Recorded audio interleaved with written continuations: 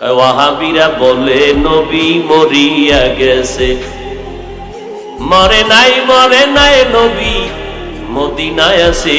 ওয়াহাবিরা বলে নবী মরিয়া গেছে। ওয়াহাবিরা কয় নবী মরছে। আল্লাহ কি বলেন? বিসমিল্লাহির রহমানির রহিম, ইন্নাকা মাইয়িতুন ওয়া ইন্নাহুম মাইয়িতুন। আল্লাহ বলেন নিশ্চয়ই হে নবী আপনি মরণশীল। কোরআনের আয়াত। কে বলেন? আল্লাহ বলেন নবী আপনি মরণশীল। ওয়া ইন্নাহুম মাইয়িতুন, বাকিরাও মৃত্যুবরণ করবে। আমার রাসূলের ইন্তেকাল হয়ে গেল সোমবার দিন চাশতের সময় জোহরের আগে, 12ই রবিউল আউয়াল। কান্নার আওয়াজ, মক্কা মদিনার মানুষের কান্নার আওয়াজ। নবী নাই। রবিউল আউয়ালের 12 তারিখের কান্নার আওয়াজ।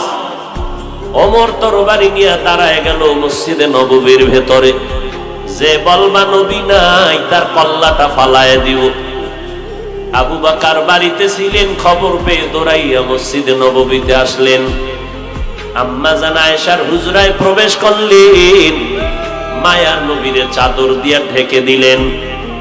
এরপরে মিম্বরে দাঁড়াইয়া দেখে ওমরের মাথা গরম, তরবারি নিয়ে দাঁড়ানো। যে বলবে নবী নাই মরে গেছে তার কল্লা ফালাবে। ওমর মুহাব্বতের নজরে খুতবা পড়লেন, কোরআন শরীফের আয়াত পড়লেন, ওয়ামা মুহাম্মাদুন ইল্লা রাসূল কদ খালাত মিন ক্বাবলিহির রাসূল আফা ইম্মাতা আও কুতিলান ক্বালাবতুম। ওমর ফারুক বলেন, আবু বকর আমাকে কয়েকবার বলছেন, ও ওমর আপনি বসে পড়েন, ঠান্ডা হন, শান্ত হন।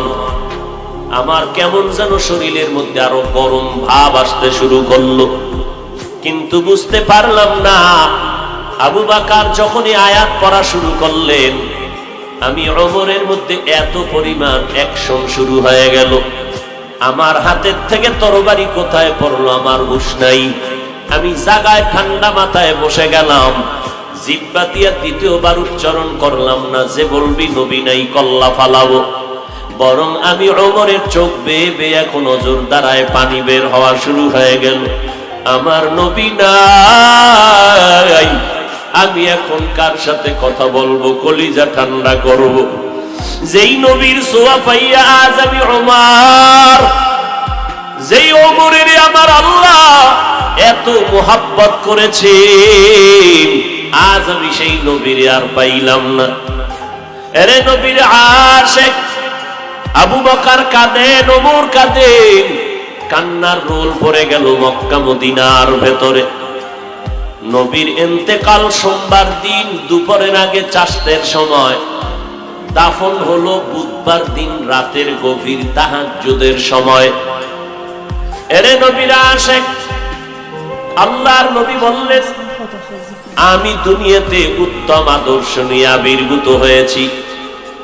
এমন একটা সময় মক্কার জমিনে আসছি, যেই সময় মক্কার মানুষের মতো খারাপ এই জমিনে কেউ নাই। বাইতুল্লাহর ভেতরে 360টা মূর্তি লাগানো। নারী আর পুরুষেরা উলঙ্গ হইয়া তাওয়াফ করে। যুবক যুবতীরা ওয়াবাদে চলে, যৌবনের আদান প্রদান করে, কোনো ইজ্জতের ভালাই নাই। সমাজে নারীদেরকে অবহেলিত করে দেয়। কন্যা সন্তান জন্ম নিলে লজ্জায় বাবা মাথা উঁচু করে না সমাজের ভেতরে। আমি নবী দুনিয়াতে আসার পর আমার আদর্শের বাতাস যখন শুরু হয়ে গেল, সর্বপ্রথম আমি পয়গম্বর।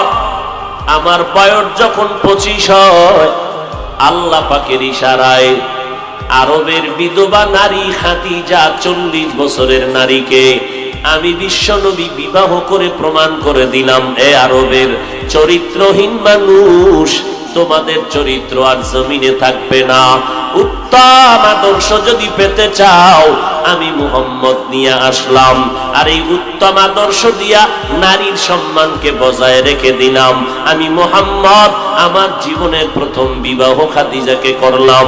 40 বছরের নারী দুইজন স্বামী বিদায়ের পর আমি তৃতীয় স্বামী হিসাবে খাদিজাকে গ্রহণ করে নিলাম। আমার এই খাদিজার ঘরে আল্লাহ তাআলা 3টা ছেলে সন্তান 4টা কন্যা সন্তান দান করেছেন। আমি মুহাম্মদের আর একটা মাত্র ছেলে মারিয়া কিপ্তিয়ার গর্ভে আল্লাহ দান করেছেন।